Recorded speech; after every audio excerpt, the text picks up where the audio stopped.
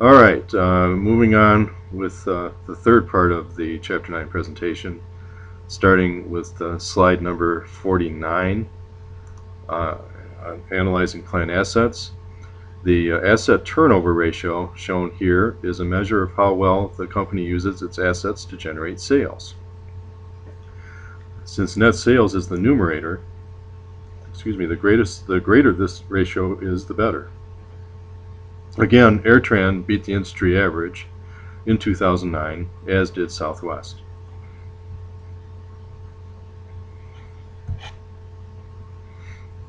On slide 50, this slide shows how the profit margin and asset turnover ratio, when multiplied together, yield the return on assets. Just another way of evaluating the return on assets by breaking it down a bit further.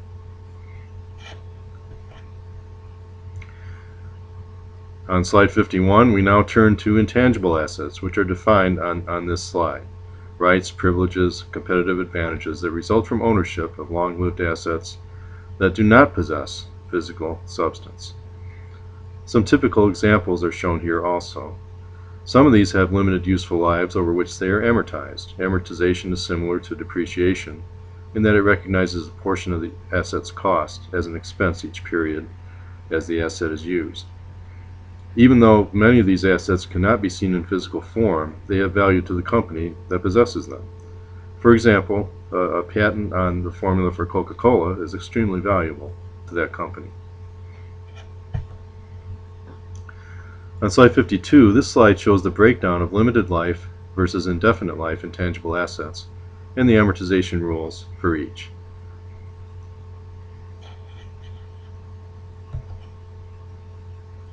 On slide 53, patents normally have a 20-year life based on public law. Therefore, they are capitalized up front and then amortized over the 20-year period, or its useful life, whichever is the shorter. Note the treatment of research and development, or R&D costs, which are expensed, versus legal fees incurred in successfully defending a patent, which are capitalized as part of the patent asset account. On slide 54, note in this example how the annual amortization amount is computed, much like the annual straight-line depreciation for a plant asset.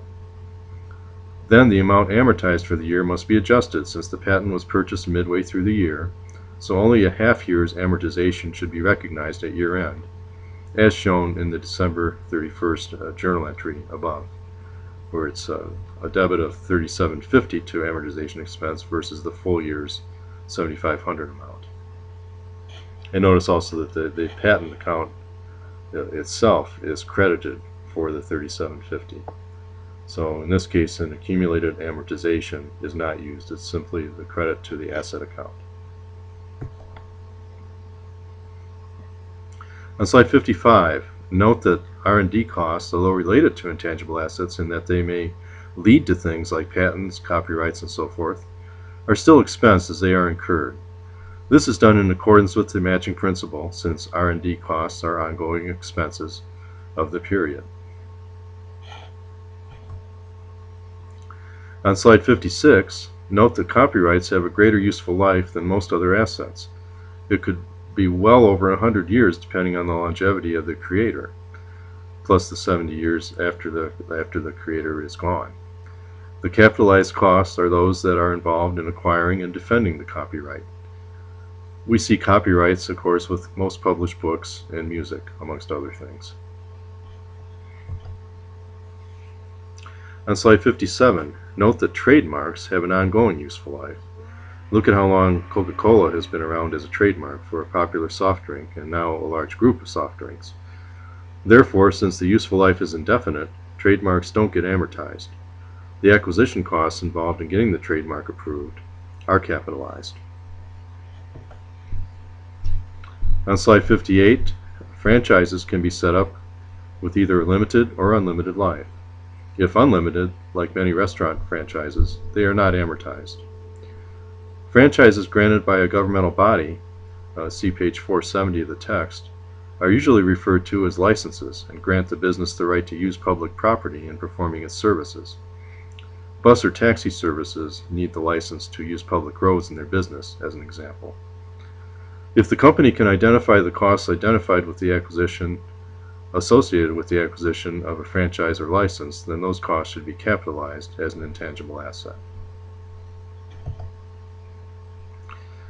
Moving to slide 59, goodwill is the intangible asset that requires the most judgment to determine a reasonable amount to carry on the books.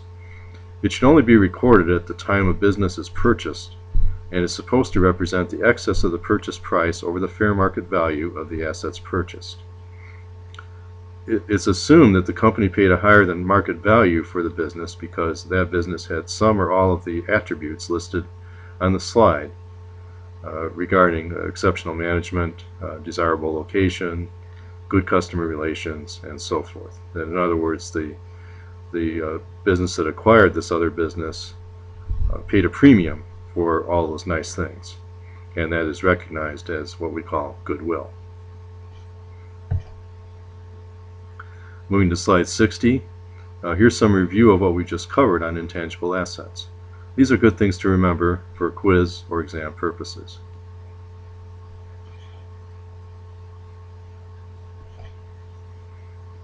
And on slide 61, more review of items associated with intangible assets, franchises, and R&D costs. So you should know the definitions of each of these and be able to match to the proper item. On slide 62, this vignette is shown on page 471 of the text, and see page 499 for a response to the question.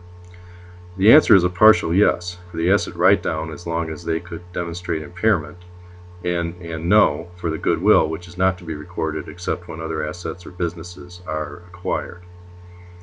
So they didn't really do this in a way that would have been acceptable under U.S. GAAP.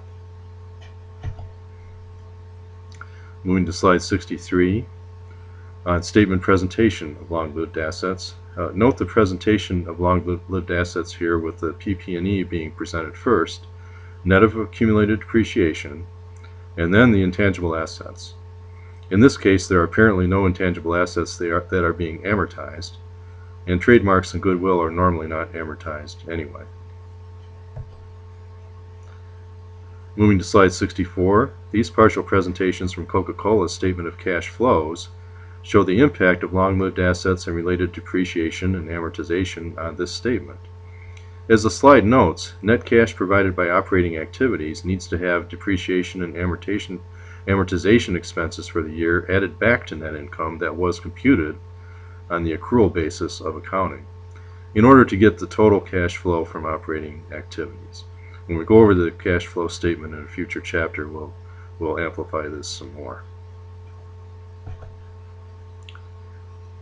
Okay, moving to slide 65. This slide comes back to other depreciation methods, and one we did not discuss earlier, the double declining balance method, which is based on twice the straight line rate applied to the declining book value each year, as is done with the regular declining balance method. On slide 66, this illustration of declining balance depreciation is shown on page 477 and also back on slide 27 of this presentation. Not really sure why they repeated it here. Slide 67, this one assumes the asset was purchased on April 1st. Therefore, there is only 9 months of depreciation expense in year 1 and 3 months in the last year.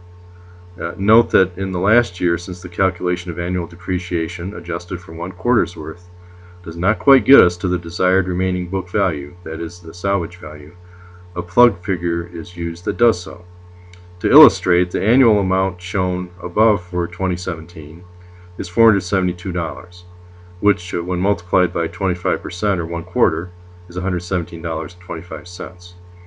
That's not enough to take the book value down to salvage value, so another $61.75, that is added to the depreciation for that last period, so that the total accumulated depreciation over the asset's useful life equals that same $12,000 that it did for the other methods. On slide 68, units of activity is shown on page 478 and was also covered on a previous slide in this presentation. On slide 69, this slide's info was shown previously also on slide 29 in a slightly different format regarding units of activity.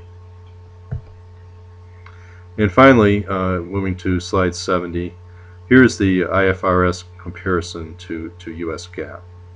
As you can see, there are a lot of similarities in the area of plant assets. There's also a little difference between the two when it comes to intangible assets. But again, there will be no specific coverage in homework, quizzes, or exams regarding IFRS. I think you got your hands full enough with the US GAAP side of it without further belaboring what's going on with IFRS, which a lot of which seems to be still up in the air now anyway. So with that, we'll conclude this part of the presentation.